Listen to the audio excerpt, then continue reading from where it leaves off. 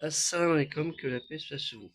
Hier fut l'éclatante victoire de l'équipe du PSG, Paris Saint-Germain, contre l'Inter Milan. Si je me trompe pas, parce que je suis pas footballeur. 5-0.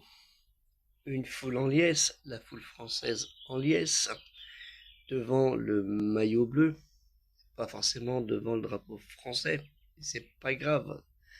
Il y a eu la symbolique du sport qui a fusionné entre tous les supporters et une grande partie de la population française qui des fois ne se trouve que face à face, naturellement, et pas côte à côte. Mais le pire n'est pas cette victoire qui a été bien établie, bien formelle, ça a été ces délinquances, ces violences. Ce jeune de 17 ans qui est mort à coups de couteau à Dax, ne l'oublions pas, un jeune après un match de foot est décédé par coup de couteau, acte de violence, acte de barbarie.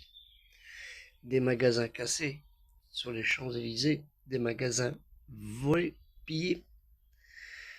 Et c'est ça le pire. Comment peut-on être rassemblé durant un match, durant une victoire, et que après, dans cette partie de foule en liesse, il y ait des sauvageons, des violents, des gens pris d'incivilité, on va pas dire génétique, mais c'est plus fort que eux. Il faut casser, il faut voler. Est-ce que c'est ça le sport? Est-ce que c'est ça un peuple qui se dit soudé devant un match, et après ce match, ces gens sont venus pour certains des violents.